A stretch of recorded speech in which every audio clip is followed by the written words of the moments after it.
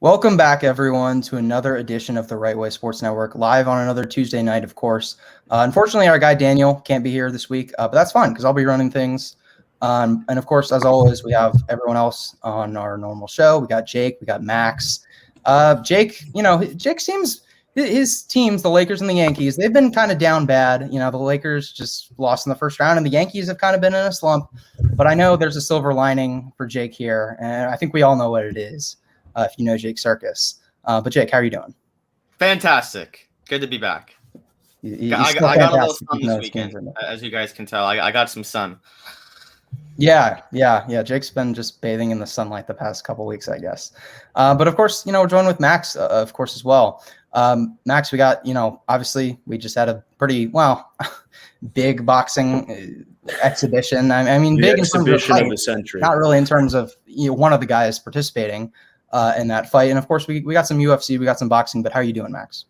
Doing great. Like you said, we got some good fights coming up, hopefully much more entertaining than the fight we had last week.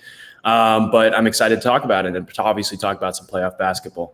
Yeah, a whole lot of hugging. It was pretty disappointing, but we'll get into that. But guys, just as always, want to remind you guys to subscribe to our YouTube channel because we have, live shows every single day of the week here on TWSN.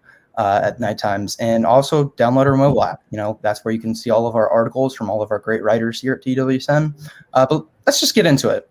A lot of stuff happening across multiple different sports. But we're going to start in the NFL because really, I think this is the kind of, the busiest we could say that the NFL has been, just in terms of a big move that's been made since the draft. So I think we have quite a few things to talk about in the NFL. We're going to start with obviously the biggest news. Julio Jones is now a Tennessee Titan. Yes, one of the greatest receivers of our generation in Julio Jones is now on the Titans. He got traded from the Falcons to the Titans. The Falcons, in return, got a 2022 second and a 2023 sixth. And the Titans also got a sixth round for 2023, I believe, in addition to Julio Jones. But let's focus on the Titans side of this deal. Max, how do you think that this changes the Titans' status just in the hierarchy of the AFC when it comes to next season? I mean, there's no doubt that this will improve their team. I mean, Julio Jones is a top receiver in the league. Obviously, when you add a talent to that on any team, they're going to improve. But I still think they're not a playoff team this year. A lot of people may disagree with me because, they'll point to the fact that they've been, so good the past 2 years. They just made an AFC championship game 2 years ago, obviously. But I just don't think that team is anywhere near where they once were, especially on the defensive side. And I think just because you get Julio Jones doesn't guarantee you wins per se, especially down, as the season progresses. And those holes on the defensive side are ultimately going to be what holds this team back. And also, as much as I obviously think Julio Jones is a game changer, I'm curious to see how they utilize him because that is a very run-heavy offense. Obviously, with Derrick Henry, he led the league in rushing last year. So are we going to see the Julio Jones of the past getting, 1,400 yards and, a ton of touchdowns? Well, actually, I guess it's Julio's not a ton of touchdowns, but almost a ton of touchdowns. Or are they going to, stick to their run-heavy offense that's been successful thus far, which would ultimately, I guess, limit Julio's production? I'm curious to see how they utilize him on the offensive side. But to answer your question, does it improve the Titans? Yes. But do I still think they're a playoff team? No, I do not. Jake, man, I know you said in your tweet, you said they were the most overrated, more overrated than the Dolphins. But what do you think? I don't look. I still think the Colts are a 12-win team, and I don't think the Titans are anywhere near that.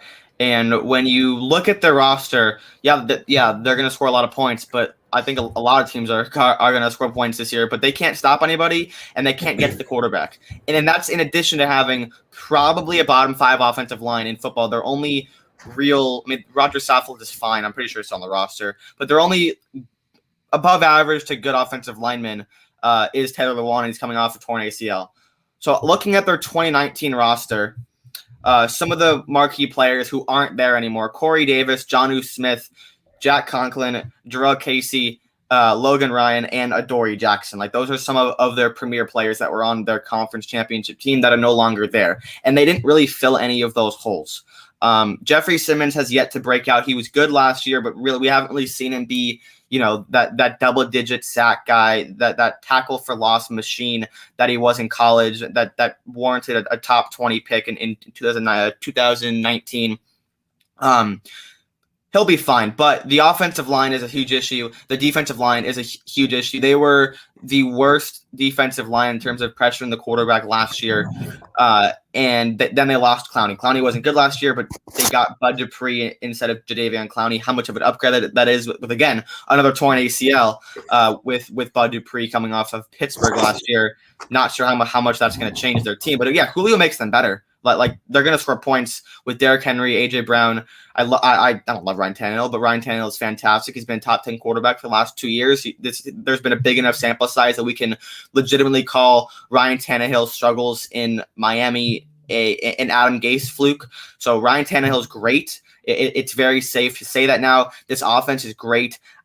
Look, offensive coordinators matter, but I don't think losing Arthur Smith is going to completely kill them because simply of the personnel that they have, and adding Julio is going to be great. AJ Brown's still going to get his because remember, Julio has never been a touchdown guy. Like there has been like people hate drafting Julio in fantasy because he's never scored touchdowns. So AJ Brown, he's still going to get his. He recruited Julio. He wanted Julio bad. This was a move they needed to make. But as far as how much this changes their offense, there were a plethora of other moves that they could have made this offseason that they didn't make that would have made them a better team than what this trade did for them. Yeah, I drafted Julio Jones 1 year, a few years ago, and I haven't touched him ever since then. But look, at the end of the day, I think they did solve probably what we could say this is the biggest need on the team, which was outside of AJ Brown. Who the heck do they have to throw the ball to? Like who is there? And now Julio Jones, you have, outside of Julio Jones and AJ Brown, that's still a question mark. But I think you have enough. That's enough star power, and of course Derrick Henry, and the fact that Ryan Tannehill is a pretty good quarterback. That's just enough to, like you said, score a lot of points on offense. They'll definitely be giving a lot of that back on defense. But I think we can comfortably say, I tweeted this out, but this team, that's the Derrick Henry, Julio Jones, and AJ Brown. That's the best weapons trio in the NFL. I don't think it's really all that close unless we see just a drop off from either Derrick Henry or Julio Jones next year. But AJ Brown could emerge even better. So I think that's comfortably the best trio in football. You add that to like we said, an above average quarterback in Tannehill and still a good coach in Mike Vrabel. Now I understand outside of that, it looks pretty shaky and pretty questionable in some areas, but I think that's enough to where they're going to return back and right into the thick of things. We talked about the Titans a few weeks ago, or closer to around the draft, and we said how they were kind of, slipping down in the AFC, just the AFC ladder, how they're kind of slipping down. And they certainly were, but I think this puts them back into the mix. Clearly, they're not a shoo-in to make the playoffs because you're right, the Colts. But, I've gone from saying that the Colts comfortably were going to win the division next year to now it's a race. Now it's closer because the Colts, they have their question marks. Carson Wentz, last time we saw Carson Wentz, he was one of the worst quarterbacks in football, performance-wise. Talent-wise, there's still something there. So you can't say for sure that the Colts are they could 12 wins is pretty rich, and they're going to be better with Wentz and what they have going on there. But it's still, I think it's firmly a race. They're back into the thick of things in the AFC. So it's a perfectly fine move. Obviously, I mean, assuming Julio Jones can stay healthy, and yeah, I just think the Titans they're gonna be back into just playoff contention. I'm not gonna say like Super Bowl. They're certainly not into the favorites category in the AFC, but they're in playoff. No, look, they won their division last year. They won it the year. No, Houston won it the year before. My bad. So they won their division last year. And look, they made two marquee additions. They first of all, they lost two of their best targets. They lost Jonnu Smith and Corey Davis. Like that cannot go unnoticed. They filled the Corey Davis hole. Julio Jones is an upgrade for 1 to 2 more years over what Corey Davis was. So they basically said, okay, we would rather give up a second round pick and get 2 years of Julio Jones than give Corey Davis $50 million and have him for 3 or 4 more years. So that was a decision that they made. And now, did they think that they'd be getting Julio Jones when they let Corey Davis walk? Probably not. But they were left with their hands completely tied because in June, like when OTA started, their receivers were AJ Brown, Dez Fitzpatrick, and Josh Reynolds. Like that was it. They lost Khalif Raymond, their only speedy downfield guy. They lost Corey Davis, so this was a move they needed to make. This was probably their most pressing need on June 7th, June 6th, but going into the season. But look, like we're at a point in the year where you can't really make any pass rushing upgrades. Like Ryan Kerrigan's still out there. I doubt he gets signed. Can't really make any secondary upgrades. I believe AJ Boye is still out there, but that's probably not going to happen. They did get Denico Autry and Bud Dupree, like I mentioned. Those are two guys who were rotational guys at their respective teams who never broke out. So they're obviously banking on Bud Dupree to break out. They gave a huge payday, but they signed Denico Autry for 2 or 3 years, banking on if he gets 40% more snaps than what he did for 3 years in Indianapolis, he could be a great pass rusher, and I think he can be, but again, we haven't seen it. So they definitely have some upside on the defense, and of course, getting Julio Jones makes them a better team. But comparing them to Indianapolis, comparing them even to Kansas City, Buffalo, they're not Baltimore. I compare them similarly to where the Chargers are right now. Look, I would take the Titans over them because they've been in the playoffs 2 years. The Titans have always been a 9-7, 10-6 team. They're always solid. They always run the football well. That they always find ways to win games, and I think that's going to be the same in 2021. I don't think they're going to necessarily fall off, but if they win 8 games, miss the playoffs by 2 games, and finish barely second in the division, depending on where Jacksonville falls in there, that wouldn't surprise me. Yeah, I mean, at the end of the day, I will say this. It's going to be interesting how it's going to all shake out, but this is going to be a entertaining trio to watch. Can I say one more thing? Yeah. I mean, let's look at their schedule. They start off the season against the Arizona Cardinals, who are a legitimate team. Then they go on and face Seattle in Seattle. Obviously, they're playing the Colts twice in the year. They have to play the Bills. They have to play the Chiefs. They have to play the Rams. They have to play the Patriots in Foxborough. They're playing the 49ers and the Steelers. That's a tough schedule. That is Baltimore, a really tough schedule. Baltimore. Yeah, that's an incredibly tough schedule. To tell me as of today, before the season even starts, that they are 100% a playoff team or a team that is going to contend for that division, I'm sorry. I strongly disagree. Yeah, it's going to be really interesting, but it's going to be must-watch television. I'm sure they're going to have more primetime games than they've had in the past few years. I mean, with a trio like that, it's going to be something to watch. But we'll see how it all shakes out with that tough schedule and all the areas of left on their team. We're going to get to the next NFL topic, though. That's talking about, kind of revisiting this Packers and Aaron Rodgers discussion. Ever since all that news on draft day and about, is he going to go to the Broncos and the Raiders and all that stuff, which was on draft day, it's been pretty slow since then, which is expected. We all kind of knew that something wasn't just going to happen like the very next day. But mandatory mini camps are here for every NFL team, and Rodgers, he's not attending the Packers one. There's some question of whether Devontae Adams was going to show up as well. He is there, but Aaron Rodgers is not for the Packers. So we kind of want to revisit this discussion. Jake, we'll start with you. What do you think is the deal with the Packers and Rodgers, and just how do you think this is going to play out? Not only for this season, but just long term. Look, I believe I said this on this show about, the Packers, if they hadn't had 25 combined years of 25 consecutive combined years with 2 Hall of Fame quarterbacks, they would be considered one of the worst organizations and one of the worst ran organizations in the NFL. Like the fact that you have had Aaron Rodgers for this long, and when he's 36, coming off an MVP year, this is when he is deciding to kind of not be a diva, because I think it's well deserved, because you look at Tom Brady, look at all the stuff Tom Brady's had. Obviously Brady's better than Rodgers, but like the fact that Aaron Rodgers is 36 and is now deciding to hold out when he has 3, maybe 4 less than that years of being an elite NFL player, it says a lot about the Packers organization. The fact that they drafted a quarterback last year, the fact that they had the number 1 offense in the league, specifically because of Aaron Rodgers, and yes, Devontae Adams too, but specifically because of Aaron Rodgers. They weren't a top 5 offense the last 4 years. Rodgers was hurt a lot. They missed the playoffs, fired their coach. But last year, number 1 offense in the league, with their second receiver being Marquez Valdes-Scantling and Alan Lazard. They did not have a great tight end. Their offensive line was good. Then Bakhtiari went down and they lost in the playoffs. So the fact that, again, if they didn't have Favre and Rodgers combined for 25 consecutive years, they would be like the Lions of that division. Like it would be Detroit and Green Bay of just organizations in the cellar of the NFC North. I mean, I agree with that.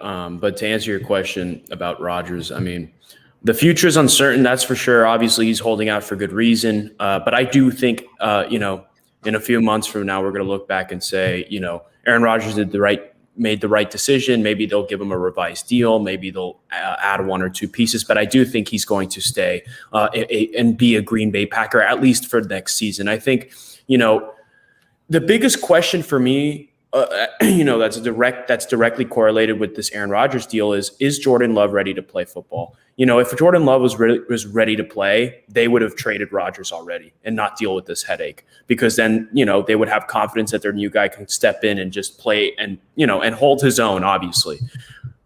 Well, there's reports coming out that he's struggling in practice and that he's just not ready yet to be on the field. And, obviously, if that's the case, then you have to keep Rodgers around as long as possible. So again, I think the biggest question mark is how do the Packers evaluate Jordan Love's progression? Do they think he's ready to play? Obviously, that's not the sign as of now. But if they do, I think Aaron Rodgers is gone. But since I don't think he will, or he is ready to play, I think Aaron Rodgers will stay for at least one more year, because I think the Packers are going to do something to try to fix the relationship. I agree with that, Max. But let me give a kind of a different vantage point to that. So Love apparently has not been great in OTAs in training camp so far. Not training, in OTAs so far. That's where we're at in the NFL schedule right now. Mm-hmm. But I believe he was throwing to practice squad guys, because Scantling wasn't there, Adams wasn't there, Lazard wasn't there. I don't think any of their tight ends was there. So they drafted Love for a reason. They saw this guy coming out of Utah State and were like, okay, we have Aaron Rodgers on the roster, but we want to draft him. So I don't think there's anything that he can do over the next 3 weeks to not make them confident in him. I just think that their number one priority right now is to save the relationship with Aaron Rodgers and not kind of focus on or stressing about whether Love is ready to play or not, because they drafted him for a reason. Yeah, I think the biggest test is when training camp officially kicks off in the coming months, because will Aaron Rodgers attend that, or is he going to hold out for that as well? But the reality is the Packers still have leverage here, despite them obviously doing quite a bit over the course of Aaron Rodgers' career to make him mad and to get to this point in time that we're at right now. But they still do have leverage, because if they, if they refuse to trade him, he only has 3 options, and that's to retire, which I highly doubt he's going to do right now. No. He didn't get the Jeopardy job, so I don't think so. Exactly. And then option 2 is to hold out and miss out on millions of dollars. And I also don't think he'll do that. And option 3 is to suit up and play. So at the end of the day, I think he's going to suit up and play. I will say this, though. Seeing Aaron Rodgers finish his career with the Packers, I just don't, unless the Packers miraculously do something to save their relationship, which is going to be tough to do, at least at the outlook that we have right now. It's tough to see Aaron Rodgers retiring a Green Bay Packer, but he will inevitably, he's going to have to play for the team this year unless he has something else in the cards. But that's going to do it for our NFL talk. Let's move on to the NBA playoffs. They're here. The second round is officially here, and we're going to start off with the series that has been just one-sided on all fronts, and that is the Bucks versus the Nets. Wow. I mean, this is just the Nets have been kicking the Bucks, and we're going to talk about both sides, but I want to talk about them separately. Let's start with the Brooklyn Nets. And the question here is really just, can anyone realistically beat this team in an NBA playoff series? Because they can lose once, but is anyone actually going to beat this Brooklyn Nets team? Are they, Jake? What do you think? Well, yes, I think looking at it from the outside, we're looking at Phoenix and they can score, they can play defense. Utah, they can score, they can play defense. The Clippers, they can score, they can play defense. The Sixers with Embiid, they're the number 1 seed in the East for a reason. They're currently blowing out the Hawks. They're probably going to come back and win this series. They can score, they can play defense. I think looking at it from the outside, it's easy to say that yes, X team can beat the Brooklyn Nets, but when you go inside a series and you look at, okay, the Nets won game 1, then they blew them out in game 2. there is like this series is over. There is zero chance that the Bucks are beating the Nets 4 out of 5 times. So looking at it from there, it becomes so crucial to not only win game 1, but maybe even win game 2 to try to at least go up 1-0 on this team, and then only have to beat them 3 out of 6 times, or 3 out of 5 times. But when you have to beat them 4 out of 5 times, or even going like Brooklyn's probably going to go down 3-0, like it's become so difficult. And Will, you said that Milwaukee has a chance here, and I was wrong. I did last week. I said Brooklyn in 5. I was wrong. It's going to be a clean sweep. Look, this team is so good. They're so They don't have James Harden, and they blew I out. don't remember, like, the Heat weren't like this because the Heat were like the first real super team. The Warriors were like this, but the Warriors were just so much better than some of those Cavs teams with Durant. Like, the Warriors with Durant were so much better than the 2017 and 2018 Cavs. And 2016 was more balanced. 2015, that team was a lot better because the Cavs didn't have Kyrie or Kevin Love. But in 2017 and 2018, that Warriors super team was so much better. In 2012, was the Miami Heat team, like, they were clearly better than OKC, but that team had Durant and Westbrook and Harden. Was LeBron's Heat like that much better? Well, probably not. OKC was actually favored in that series. They were clearly better. But I don't know what the betters in were doing. 2013. That Heat team was not that much better than San Antonio. No, they should have lost that series. And in 2014, they lost. So, this is the first real super team that is just so much better than everyone else, other than aside from those Warriors, the 2018 Warriors, the 2018 Warriors. It's ridiculous. Yeah, I agree with a lot of what you said. Biggest thing for me is, like you said, obviously the Nets are just too good. But also, I love to say this, and I know I'm going to sound like a salty Heat fan, but, they are frauds. Milwaukee are still frauds, and Giannis is still a fraud in the playoffs. And a lot of it is because he just is not an efficient free throw shooter. I've said this for many, many, many shows. He's not an efficient free throw shooter. Teams know that once to contain Giannis, you need to send him to the free throw line and have him shoot free throws all game, and it's not going to work for him ever. Until I'm proven wrong, I'm going to continue saying that. And listen, the Heat, I by no means will defend the Heat. They are the biggest frauds I've ever seen in my life. So the frauds beat the frauds. That's the only reason why they swept them. And now they're playing a real team and they're getting destroyed. So I'm not shocked by this because Brooklyn is far better even without James Harden. Obviously, I think a big X factor is the emergence of Blake Griffin. He's playing back he's playing like he played in 2013 or something. This is the best version of Blake Griffin I've seen in a very long time. And if that's sustainable, if he can keep playing like this, then I think that's dangerous for the rest of the league, obviously. But, I've been on the record saying that I think the only team in the league that could really challenge the Nets and possibly beat them in a 7-game series is a Lakers team. And I've said this, and I'm defending my take because it's a little cold. I said an 85% healthy LeBron James with an 100% healthy Anthony Davis, who was playing like he did at the end of the season, is the only team that could compete with the Nets.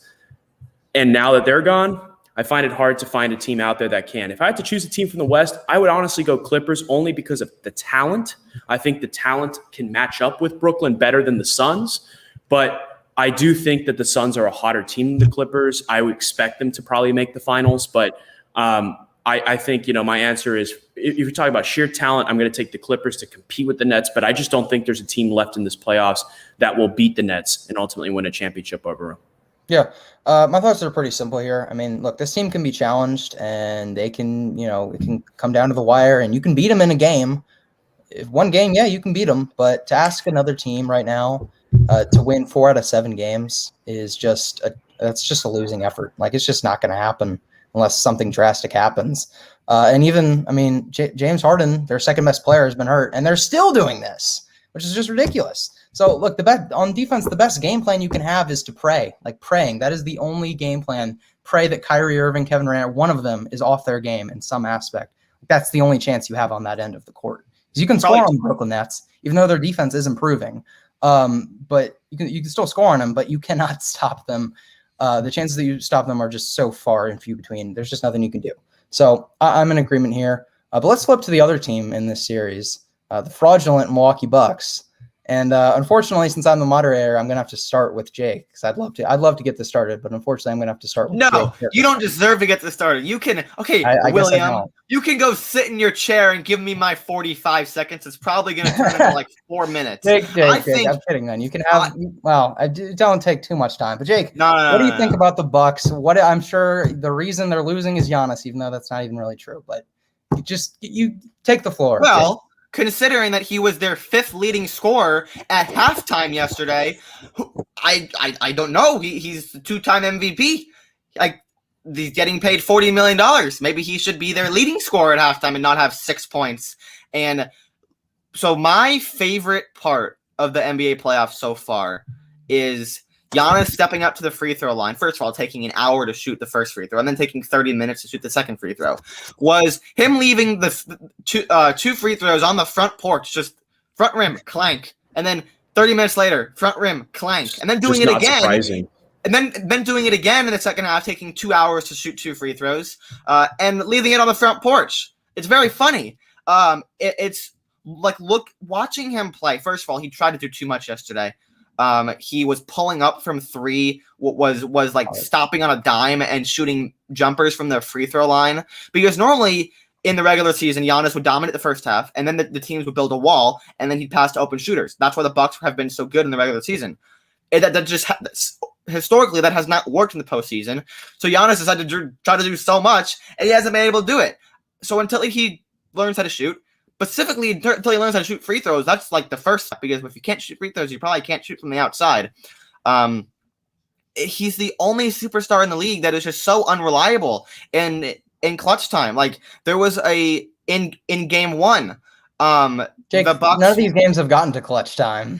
well, the Bucks were down like 7 in the third quarter in game 1. Giannis missed 2 free throws, and then Joe Harris hit a 3. Then he turned it over, and then Landry Shamet had a dunk, which game was over there. That was a huge momentum change. Like, again, in game 2, missing the free throws, taking horrible shots, not finishing. And then he was on the bench in the third quarter looking like, oh, well, I don't know. Like, just looking clueless and looking like, what just happened? Like, he has to start hotter. And until he does, until he shoots free throws well, until he can at least shoot a mid-range, teams will be able to defend him in the playoffs. Yeah, I'll say this I'll start with his free throws because that's just nobody can defend his free throws. It's ridiculous. I mean, first of all, why are you taking that much time to shoot a free throw? Like, a free throw is a natural. It's like Shaq, they have to take time when they don't know how to make a free throw. Free throws are supposed to be a natural thing. You have to calm yourself down and just shoot and release. That's all it's supposed to be. And it just seems like a very rigid thing when it comes to Giannis. He's got to relax. I think it's a mental thing at this point with the free throws, and it really always has been. Because 2 years ago, the Toronto crowd and Drake were getting in it with him, and he just lost all confidence at that point. So it just has to be a confidence thing for him with the free throws. And I'll say this about the series on the Bucks side. The reality is I could individualize it just to Giannis or just to Chris Middleton or just to Mike Budenholzer. In reality, as usual with the Bucks, it's everyone disappointing at the same time with the Milwaukee Bucks. That's always what it is. And the Nets have their superstar, their co-star, their role players, and their coaches are thoroughly outplaying that on the Bucks side of things. I mean, if I could make a list of who's to blame for this series in the Bucks, I would put Giannis last. And you said Giannis was their 5th leading scorer at halftime. Well, he's their leading scorer for the series by 11 points. So I don't really care about that. And I know he scored some points in the second half when it was over. I don't care. Because in game 1, Giannis was the only person that bothered to show up. Everyone else on that team did not want to show up. Giannis at least was giving some kind of effort on offense. And then defensively, it's been a rough series. The whole team has just been out of sync and out of place on defense. And, the Brooklyn Nets are an amazing offensive team, so I guess you can give them a bit of a pass. But at the end of the day, Drew Holiday and Chris Middleton, where are you guys? Like, they're both averaging 15 points for the series. And guess how many shots they're taking a game? 18 shots. 15 points on 18 shots. Anytime you have more shots than points scored, that's bad. That is absolutely terrible. Game 1, look, the Nets, they seem to have a strategy. They were attaching themselves to the Bucks shooters, and it didn't matter because the Bucks couldn't knock down a 3-point shot to say it. Giannis was their best 3-point shooter in game 1. And when Giannis is your best 3-point shooter, percentage-wise, that's how you know you're in trouble. Coach Bud, I could talk about this dude for hours. I really could, but I won't do it. I won't belabor this point anymore.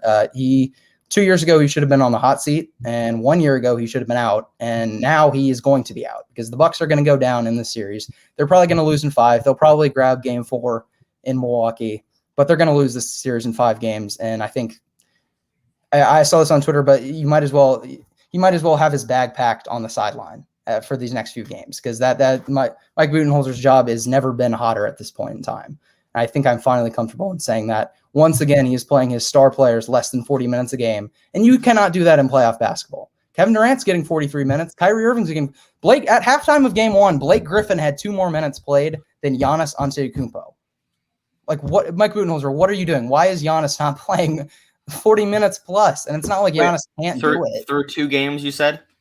No. So, I said at halftime, I believe, of game 1, Blake Griffin had more minutes played than Giannis. How can that happen, Mike Budenholzer? How can that happen? Game 2, they brought in Antetokounmpo. I don't know if you saw this at the end of the first quarter. They brought in Giannis's brother instead of Giannis at the end of the first quarter. What? I was like, oh, Antetokounmpo is coming back in, and it was, I can't even pronounce his first name, but it was the other Giannis. Jeff Teague is getting minutes. Jeff Teague should not be getting minutes on a playoff basketball. He shouldn't be getting minutes in the NBA at this point in time because he wasn't good with the Celtics and he's not good with the Bucks because he shot that pull-up 3, which bricked. I don't know why he's getting minutes, but there's just so many questionable coaching errors. And I'll hit on this point as well for game 2.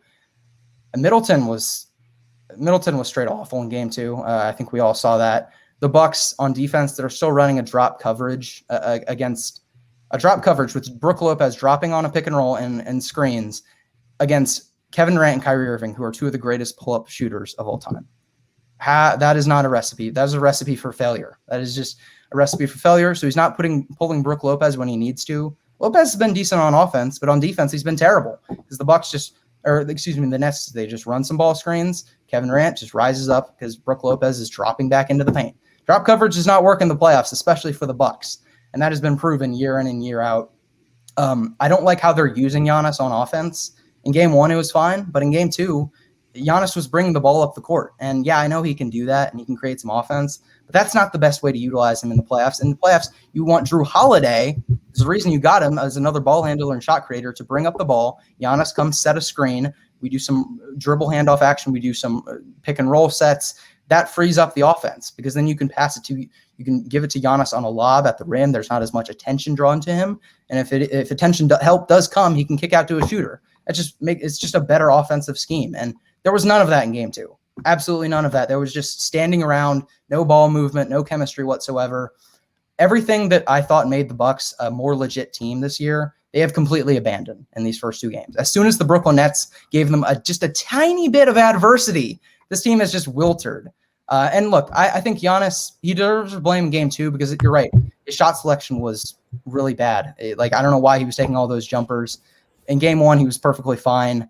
Giannis hasn't been great, but he also hasn't been bad. He's the least, you can put the least amount of blame on him, to be quite frank, because the rest of the team has just completely failed. I want to hit on this point again, and it's kind of like, look, I understand Giannis has underperformed, and I'm the first one to call him a fraud in the playoffs, but I think he's also a product of his situation, and I just don't think the Bucks have that winning mentality, and like you pointed to, Mike Budenholzer, he's an overrated coach. I think he's going to find his way out after this series.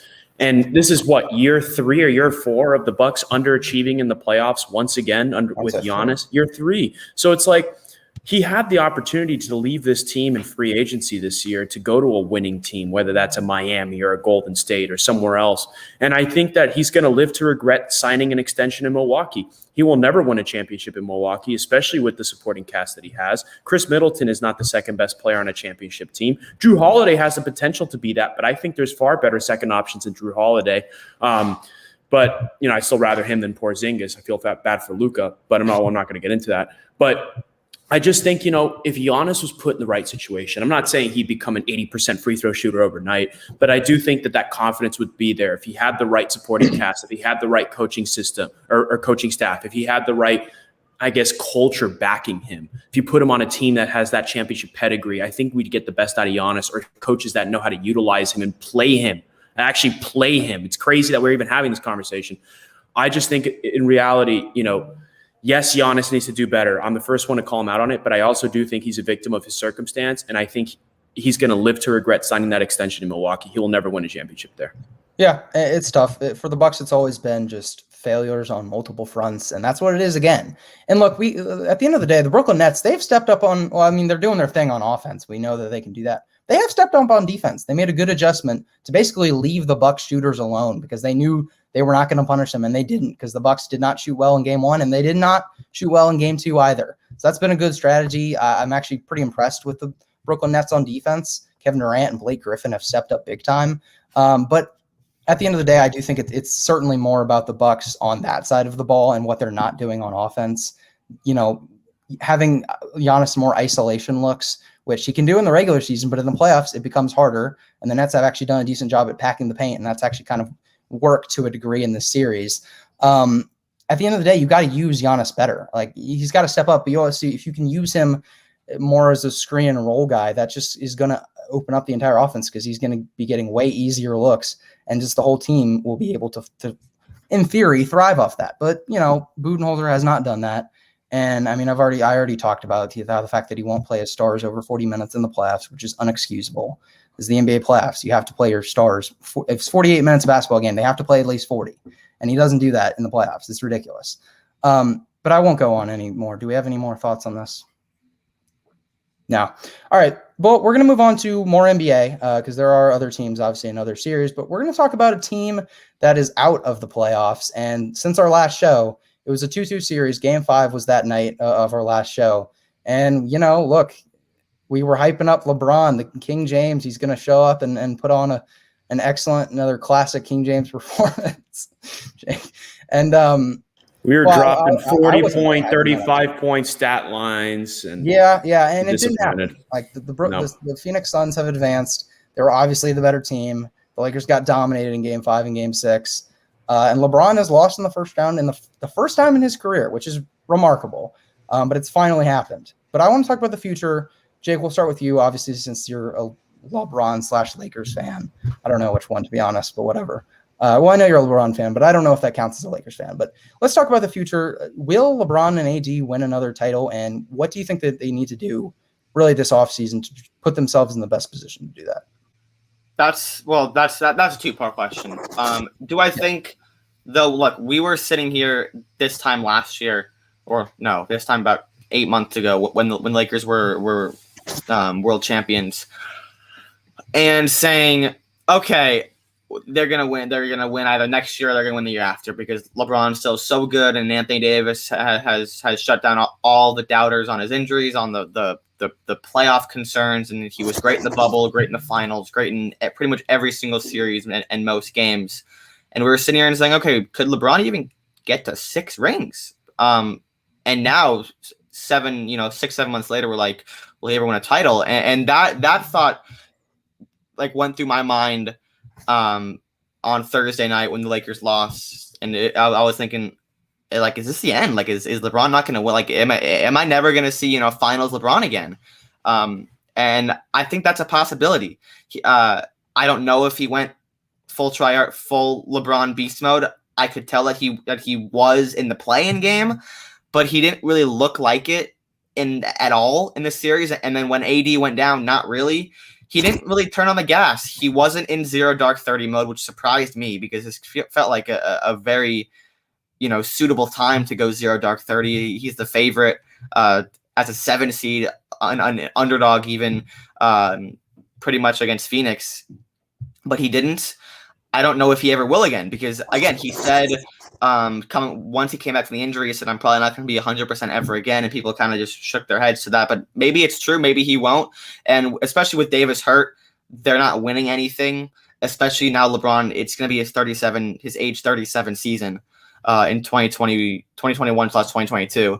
But they need to get more shooters. Like, look, when LeBron and AD are on the court, they're surrounded by 3 shooters. When Davis is not on the court, the spacing goes to nothing. Like, there's no spacing when Davis is not on the court. Then you add Andre Drummond, you add Marc Gasol. There's just not much spacing, and the 3 shooters turn into, okay, someone has to get rebounds, someone has to pass the ball. It's a mess when Anthony Davis is not on the court. So, do they go after Bradley Beal?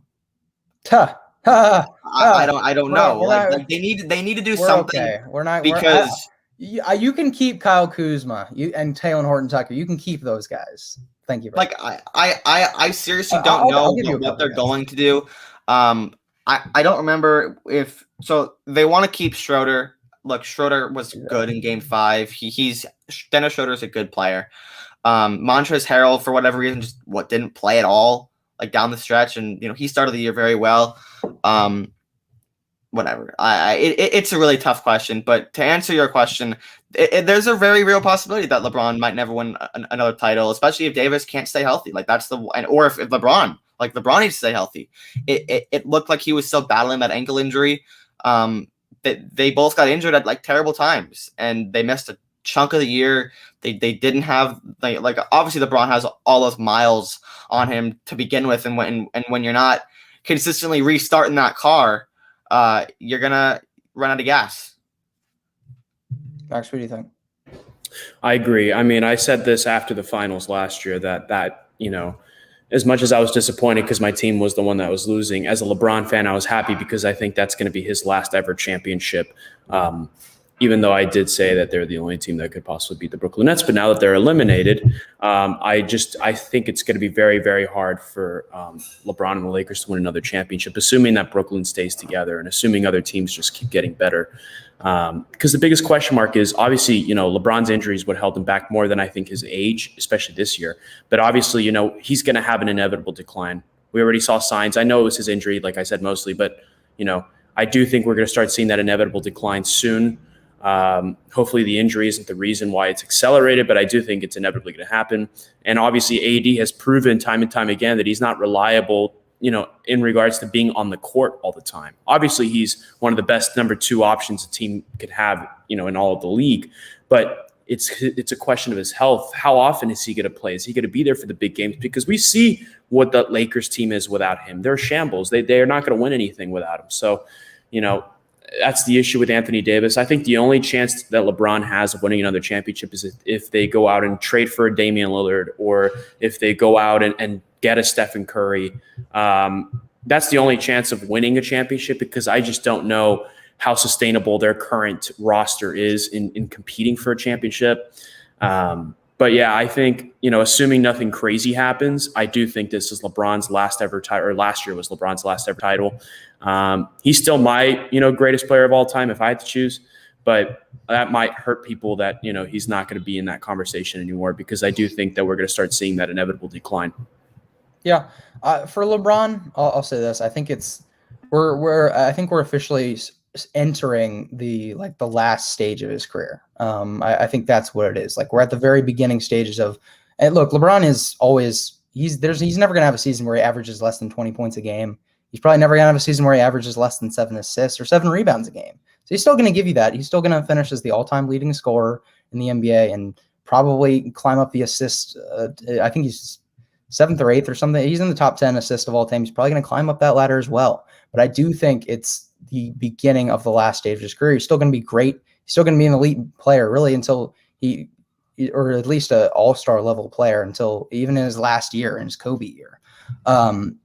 But for the Lakers, everyone will say, I've already seen Damian Lillard photoshops to the Lakers, and I hate to break it to you, I don't think that's gonna happen, because look, the reality is the Lakers supporting cast pieces that they would have to trade for a guy, they're not looking too hot right now. Kyle Kuzma is not his trade value isn't very high. Talen Horton-Tucker, all those guys, their trade value is pretty low considering how terrible they looked in that series against Phoenix. So I don't think that they need another star. I don't think that's what it's about this offseason. It's about getting better role players, because while their bread and butter is on the defensive end, and it always will be, assuming you have Anthony Davis and Frank Vogel, who's a defensive-minded coach, your bread and butter, your team identity is still going to be on the defensive side. But you need some more offensive help at this stage of LeBron's career, and specifically in 2K areas, Jake, you pointed at shooting. You need some 3-point shooters because KCP is probably, I guess, in theory, the best shooter. But, KCP was shooting 45% in the NBA Finals in the bubble, and then he was shooting like 10% in this Phoenix series. So I don't know what you're going to get out of him. You need some more floor spacers. That's always been LeBron's thing. You always need guys who can space the floor for LeBron James. And the Lakers, they didn't really need that to win the 2020 title, but they certainly could have used it in this series. And not only that, but you need an actual shot creator. You need a guy who can alleviate some of that offensive pressure. We kind of thought it was going to be Dennis Schroeder. Personally, I think Dennis Schroeder is not going to be back in the Lakers. He took the Lakers out of his Instagram bio after Game 5. Like, this was during the series, and he took that out. I think he's going to probably the Knicks or maybe even the Miami Heat. Those are the two teams that apparently are interested, but the offseason we're still in the playoffs, so we'll see. So I don't think Schroeder's going to be back. I think a legit player, they need to, actually create off the dribble and be more than just a shooter. A guy like for the Indiana Pacers, they're a team that are selling this offseason. And Malcolm Brogdon is a guy who can space the floor. He's a guy that can create his own offense. He's been an efficient scorer. Yeah, but on that contract? The contract is kind of rough. But the reality is the Lakers, they're not going to get a third star without having a huge contract. They're going to have to make it work somehow. And I think Malcolm Brogdon is an option. I think I'll say this. They should have – I talked about this on Game Changers, but they should have made that trade for Kyle Lowry. All they had to do was give up some of these pieces that didn't even do anything for them, and they could have had Kyle Lowry, and at least that would have given you a better chance. Yeah, but I still think they probably would have lost to the Suns, especially without AD. It's fair, but I mean, what are you giving up? Kyle Kuzma, Taylor Norton-Tucker? Like, who cares? Yeah, I agree. Kyle Lowry, he is still a free agent, so we'll see. Maybe there's a sign-in trade in the works. Who needs to be gone? Drummond. That guy needs to be gone. I don't know. I don't know if that guy has a place in the league anymore. Apparently, I saw a rumor that the Lakers are interested in re-signing him long term. And if that's true, you can kiss LeBron and AD's championship rings in the future goodbye for re-signing Andre Drummond, as far as I'm concerned. But look, there are options. You need to prioritize offensive help because LeBron and Anthony Davis, LeBron especially kind of needs it at this point. Just some guys that can alleviate a bit of pressure. I think Malcolm Brogdon's an option for them. We'll see, though. He may not even get traded. But if he is, the Lakers, you should definitely be making an offer and obviously getting better floor spacers and shooters around him as well. And retaining some pieces. Like, I think Caruso will probably be back. I think Marcus Morris might be back. And we'll see about – I believe Montrezl Harrell has a player option as well. But let's finish off our NBA discussion with some second-round predictions because we're in the second round. We'll make this kind of quick. I think the Nets and the Bucks – we kind of know what's going on here. The Nets are going to win this in 4 or 5 games, so we don't even need to predict that. But we'll move on to the other series. Suns Nuggets. We had game 1 last night. It was super entertaining game, super fun game to watch. The Suns got it done. But guys, Max, who do you think is going to win the Suns Nuggets series? When I look at this series, I really wish Jamal Murray was playing because then it would be a really balanced series. And I'd probably lean Nuggets, but no, I have to lean Suns. They're the hotter team. You saw the way they played last night. I just think, even though the Nuggets will probably win a game, maybe 2 games, sure. I just don't know if they have enough to beat that Suns team. And I just think this is their year to go out and compete for a championship. So I'm going to take the Suns in that series. Jake, what do you think? Yeah, the Suns looked really good last night. It was close. Booker kind of took over the game. They're really good. They're really fun to watch. And I think the Nuggets kind of had too much for Portland. I think the Suns are just going to be too much for Denver. They were very good all year long. They've been doing this the whole year, and people have just kept picking against them, and for whatever reason. But they're really, really good. They're really fun to watch, and I'll say Suns in 6. Because will Denver lose? Suns in 5 or 6, and maybe 5. Yeah, I'm going to roll with the Suns in 6. That was my prediction before the series actually started, was Suns in 6. And I'm going to stick with that. I just think, I know you guys all said it, but it's just they kind of prove that they are a better team. I mean, Jokic slowed down a bit.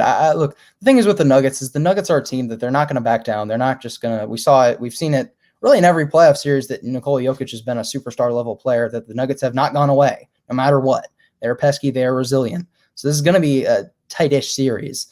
but I do think the Suns will get it done. And I've been high on the Suns all year. I mean, I wish I had officially picked them over the Lakers. That would have been nice. Unfortunately, I didn't, but I have said that they are really the second team, to the Lakers, but they beat them. So now I think that they're clearly the first team. And I think that they will make the NBA Finals, and I think they will get past this Nuggets team. But let's hit on the Eastern Conference Series a bit, Actually, wait, no. Let's go to the other Western Conference Series, Clippers versus Jazz. Game 1 is tonight. I believe at 10 o'clock. But yeah, Max, who do you think is going to win the series? This may not be the most popular opinion, but I'm going to take the Clippers in 6 or 7. I think they are the better team.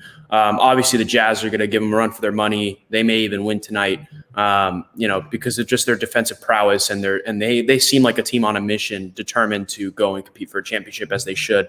But I just think the Clippers, at the end of the day, are a more talented basketball team.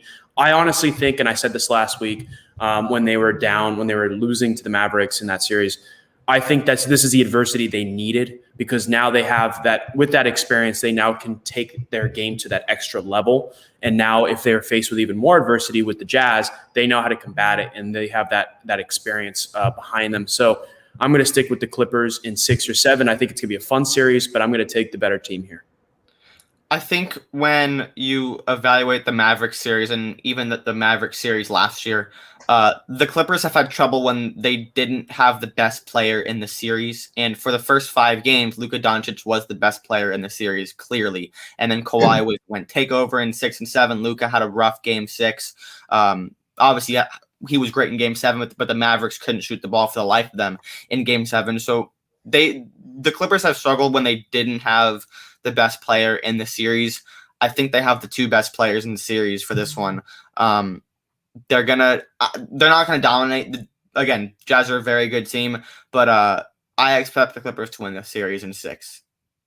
Yeah, I think this is one that I've gone really, truly back and forth between, and but I am going to roll with the Clippers, a slight edge in Game 7. I mean, this Jazz team is really good. The thing is, I just think both teams can kind of counter each other in interesting ways. I think the Clippers just have a bit more. I mean, number one, like you said, they do have the 2 best players in the series, so that obviously helps because it's the NBA, and at the end of the day, star power does rule over depth and sometimes better, more deep teams. But not only that, you look at the Jazz; they are the number 1 pick and roll and ball teams that call for ball screens in the NBA. They've been doing that all year. That's pretty much their mantra, because they get Gobert and then they can just kick out to their shooters, and they're a historic 3-point shooting team. So number one, you catch them on an off night like they were in Game 1 of the Grizzlies series, and you're in trouble. Like we've seen 3-point shooting teams without, obviously the Warriors were able to get it done, but you had Steph and Clay, probably the 2 greatest shooters of all time. The Jazz are a great 3-point shooting team, but just one off night, and there you have it. They're pretty much out of the game, especially when you have a team with Kawhi and Paul George on the other end. And number 2, the Clippers are a team where they can go 5 out on offense. We saw they went small ball against the Mavs, and that was kind of their main counter, at least in Dallas, for those games in games 3 and 4 that you run. You basically take Zubac out. Ibaka's been injured, so they didn't even have him. And you basically run a 5-out system. And if Gobert's on the court, that takes away basically the best rim protector in the league by far in Rudy Gobert, and probably the defensive player of the year. And that's going to hurt. I mean, the Jazz can still get their own on offense with Gobert, because you can dominate whoever is playing their small ball 5. But I think it's going to be even worse on offense because the Clippers are a team that moves the ball and they play with great pace. And I think a small ball system, that's going to give the Jazz problems in the playoffs. So I think the Clippers have enough counters here to where I'm comfortable with them taking it in a close 7 games. And then finally, Hawks, Philly. Game 2 is being played now. I actually don't even know what the score of that is, but who do we think? The Hawks actually won Game 1, but who do we think is going to win the series? I'm taking the Sixers. I don't care that the Hawks won Game 1. I think the Sixers are far and away the better team in this series. I think the Hawks are maybe a year away from being genuine contenders in the Eastern Conference. I think they needed this year of experience in the playoffs. I think Trae Young's going to get his own, though. I think he's going to absolutely ball out like he has been so far in this playoffs. But I just think they need that one extra year of experience. It's a very young basketball team going against now, I mean, even though the Sixers are relatively young, they've been together for a while. Obviously, Doc Rivers brings a level of experience and prowess with him to lead them over the edge. And I think Philly's been due for an Eastern Conference final bid for some years now. So I expect them to take care of business. Let me see. What's the score of the game right now? Okay, it's a close one. 2-point game. Yeah, Sixers are up by 2. I expect them to possibly win this game and go on and win this series. I do think the Hawks are going to win maybe one more game. Could be even tonight. But I do think that, the Sixers are going to come back, and they're ultimately the better team, and I expect them in the Eastern Conference Finals. Yeah, Jake, who you got? Yeah, I agree. Again, a better team. If the Hawks win tonight, we're probably having a different conversation. But as of now, I'm picking the Sixers for the rest of this game and then the rest of the series. Yeah, I would lean toward. Yeah, I would agree. Sixers. I mean, I said it before the playoffs started. The Sixers have no excuse to not get to the Eastern Conference Finals. They just don't, barring injury. But Embiid's back, so they just what excuse do you have? The number 1 seed all year, dominating teams in the Eastern Conference for losing past the second round. It's just tailor made for you to get to the finals or to the Eastern Conference Finals. You're going against the Nets. Obviously, that's a different story. I think the Phillies are fine if they're losing to the Nets. The Nets are just that great of a team, but there's really no excuse to lose this series. They're just far more talented on just when you look at top to bottom of the roster. They were able to adjust to what Trae Young was doing in the second half, and they were able to limit him a bit in the second half. He was still getting his own, but it just wasn't as bad as it was in the first half. I think the Sixers also had one of their worst offensive games of the year. I mean, Embiid put up 39, but everyone else was frankly terrible on offense for the Sixers. So I think they're going to bounce back, win in probably, if they win tonight, they'll win in 6. If they lose tonight, it's probably going to go 7. But I still think the Sixers would win a game 7 in Philly. But guys, we're going to move on to our last section here of the TWSN show. And that's, of course, fighting. We're going to be talking about, a little bit of boxing and some UFC. We're going to start with boxing. Obviously, we had the Logan Paul versus Floyd Mayweather exhibition fight. Pretty underwhelming, at least for me, but I want to get your guys' thoughts on it. What's, I guess, your biggest takeaway from the fight? Yeah, I mean, I think it went as expected. I think the real surprise was that, Mayweather maybe didn't finish Logan Paul, especially towards the end of that fight, as it was clear that Logan Paul was getting gassed out, and Mayweather was just bullying him in there, and his experience absolutely dominated the fight. But, look, it was what I expected. It was a spectacle. It was a show. It was an exhibition. If people really watched this fight thinking it was going to be technical and evenly balanced, then I don't know why they would have such expectations. This guy literally, in Logan Paul, has an 0-1 professional boxing record, and he lost to a YouTuber. I mean, and then he's going against, arguably the greatest boxer of all time in Floyd Money Mayweather. It was actually laughable when they put up the graphic on both of their records. I was like, I can't believe this is even happening. It's ridiculous. But look, Floyd did exactly what he did against McGregor, but it was even better than the McGregor fight, where you can tell in the early rounds, he just tried, being a little bit more defensive, fighting with his back towards the ring or back towards the ropes. I mean, and Logan Paul was, people were like, oh, is something going to happen because he was striking him a few times? Listen, Mayweather was playing the game. Mayweather dictated that fight entirely. Mayweather knew that he was going to come out guns blazing, and look what happened in the latter half of that fight. Logan Paul couldn't even breathe. He had his back pinned to the corner of the ring the entire time, and Floyd Money Mayweather just toyed with him. He was just playing around with him and absolutely bossed the fight. And honestly, this is exactly what I expected. I will say, as a neutral, I do think that the most entertaining fight of that entire night, probably when it comes to the celebrities, was the Chad Johnson fight. I thought that was a lot of fun. I think he actually did a really good job. He went against a real bare knuckle fighter, and he actually held his own. He legitimately held his own. Yeah. So I thought that in itself was impressive. Yeah, he almost got knocked out at the last round of that fight, but I don't hold that against him. Again, he's going against a pro guy. But the fact that he held his own, I do think he has a promising career if he wants to continue with some of these celebrity fights. Definitely more promising than Logan Paul. Yeah, I don't have much here. It was exactly what we all thought. I don't know if you guys have seen that video about Logan apparently getting knocked out and Floyd kind of holding him up. I was gonna toward the end of one of the rounds. Whatever. I mean, it was interesting. Surprised that. I'm not really surprised that fight went the distance. Look, I said last week that Floyd was gonna chill for the first couple of rounds. Kind of what he did. He wasn't throwing many strikes for the first couple of rounds. He was landing some, but it really wasn't very entertaining. But to see Logan go the distance, I guess, was cool. To see Floyd back in the ring, I guess, was cool. I don't think we'll ever see him again, though. I think Floyd accidentally knocked down Logan Paul on that, and then Logan Paul just rested on his shoulder, and Floyd's like, no, we got to finish this. We got to take this 8. We got to get our money's worth here, Logan. So yeah, I mean, look, if Floyd wanted, if he really wanted to, I don't think Floyd was taking that fight all too seriously. I mean, sure, he's Floyd Mayweather. He's probably the greatest boxer of all time. So even him not taking the fight seriously, he's still going to absolutely dominate Logan Paul, who's not a professional fighter at all. Yeah, but to be quite frank, I did not actually watch the fight. I just watched the highlights after because I certainly was not going to pay for that. Good man. I certainly was not going to pay $50 for that. But I was like, I saw people on social media saying how they were ripped off from just illegally streaming it. And that's probably how it was. Yeah, it probably was. It was not, to be quite honest, I was watching the U.S. men's soccer team do their thing against Mexico rather than that was what a game that was. Yeah. I was actually watching that over the Logan Paul fight. But let's hit one more thing when it comes to fighting. UFC 263 coming up. Predictions. Who do we think is going to win for the main card? I'll give you the 2 main. Actually, let's do the 3 main fights. Yeah, I'm sure. Yeah. So I'll give you for the first one. Leon Edwards is fighting Nate Diaz. You know, Nate Diaz comes in and is almost a plus 500 underdog in this fight. And some people are kind of surprised by that, but people don't understand. You know, Nate Diaz, he's a great fighter. He's one of the real stars of the sport. But we saw it in the Masvidal fight. He's getting to that point where he's starting to decline as a fighter. And Masvidal absolutely demolished him that fight.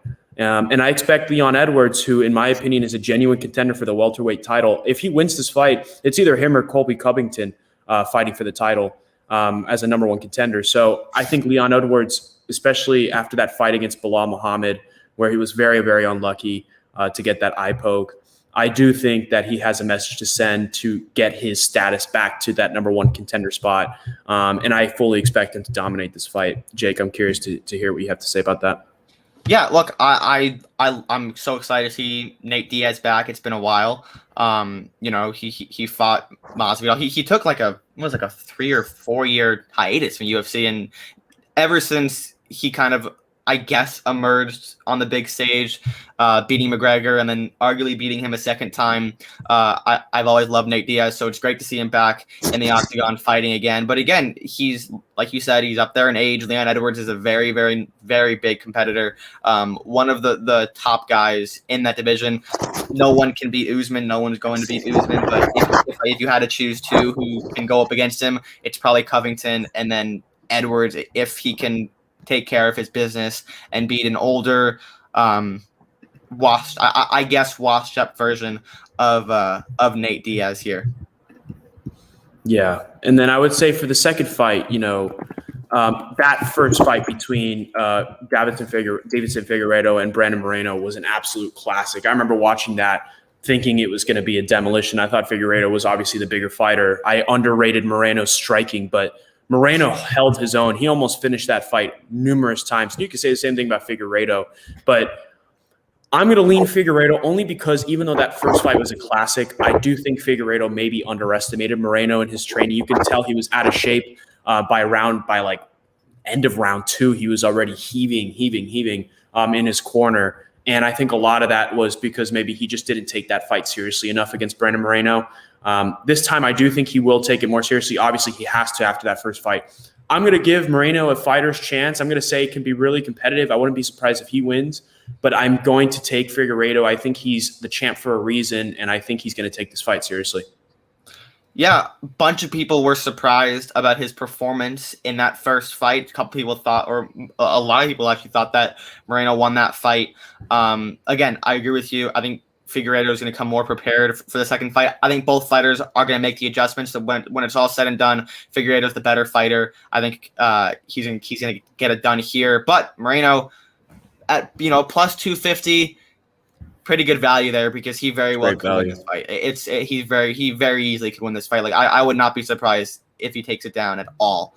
But I'm taking the better fighter here. Yep. And then for the main event, obviously we have Izzy and Marvin Vettori fighting for the second time. If you guys remember the first fight, that was a controversial one. It was a split decision victory for Izzy. Yeah. Probably his, outside of the loss to Jan, that was probably the closest result of his career. I think I'm going to stick with Izzy here. I think Izzy's by far the better fighter. I think Vettori is going to make it interesting because obviously that first fight was really competitive, but because of that loss to Jan, I feel like people are going into this fight underrating Izzy a little bit.